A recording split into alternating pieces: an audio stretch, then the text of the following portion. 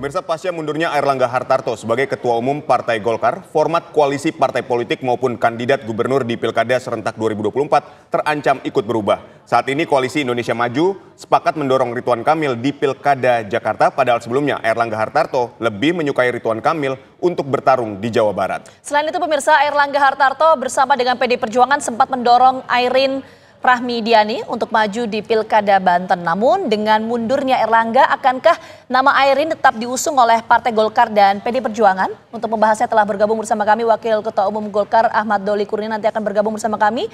Yang saat ini sudah bergabung ada pakar politik Muhammad Kodari dan juga Direktur Eksekutif Lembaga Survei Poltreking Indonesia Hanta Yuda. Selamat petang semuanya, kita menuju ke Mas Hanta dulu. Mas Hanta, dengan mundurnya Airlangga Hartarto sebagai Ketua Umum Partai Golkar, kantong-kantong atau basis suara di pilkada mana yang petanya akan berubah, Mas Hanta? Ya, salah satu kelompok politik yang sekarang cukup tegang dengan mundurnya Pak Airlangga adalah para calon kepala daerah. Jadi sudah cukup banyak ya, sudah lebih dari 100 yang sudah dikeluarkan rekomendasi oleh Partai Golkar. Itu bisa jadi memang ada terancam terkoreksi. Tapi menurut saya tidak terlalu masif ya, karena terutama di kabupaten kota, daerah-daerah kurang strategis. Tapi mungkin saja nanti ada koreksi menurut prediksi saya di daerah-daerah yang sangat strategis.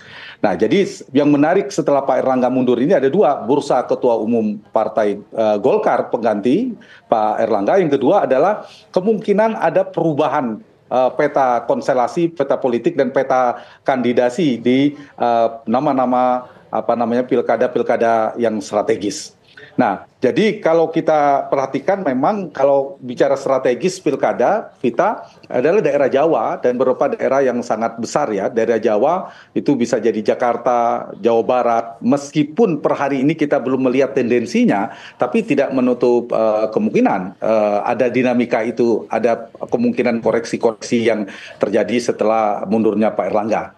Dan jangan lupa, posisi Ketua Umum Golkar ini ada dua hal yang membuat dia sangat strategis dan panas. Satu, di bulan Agustus ini seperti tadi kita bahas, semua tanda tangan Ketua Umum itu sangat penting. Kapanpun kalau mau diubah itu sangat bisa. Meskipun tadi sudah ada statement dari Pak Doli, kemungkinan tidak berubah, ya, tetapi bisa diubah kalau Ketua Umumnya berganti. Itu satu.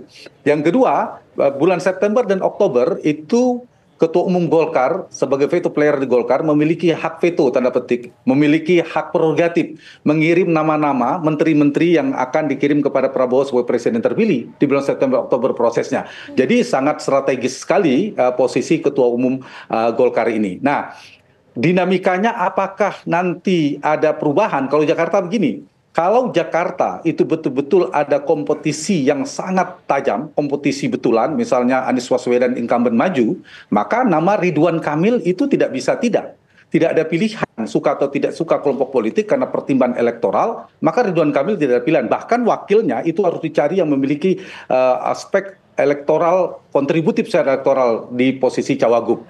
Tetapi ini juga sedang bergulir apabila di Pilkada DKI, kita bicara DKI saja selain Jawa Barat dan sebagainya, kemudian tidak ada kompetisi yang terlalu ketat. Kemungkinan koalisi Indonesia Maju terkonsolidasi semakin solid, Anies Baswedan semakin sulit, artinya gagal maju, lawannya hanya kota kosong atau calon perseorangan.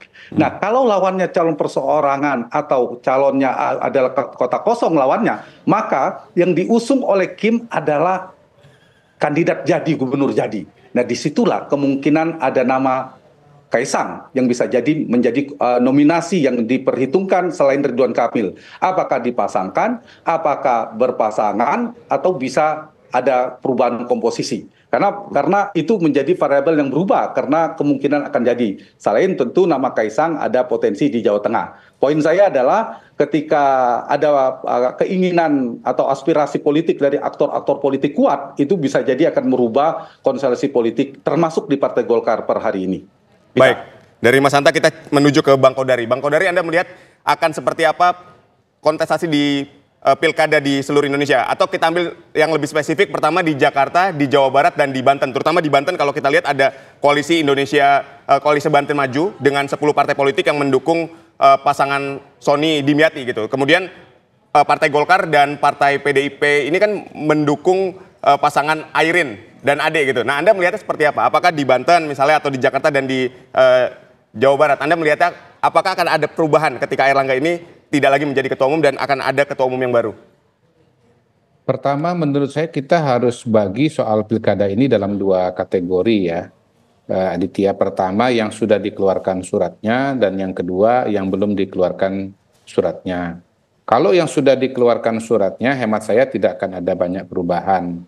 Terutama kalau kita bicara Jawa Barat dan DKI. Ya. Jawa Barat dan DKI ini buat saya satu tarikan nafas karena variabel Ridwan Kamil di sana.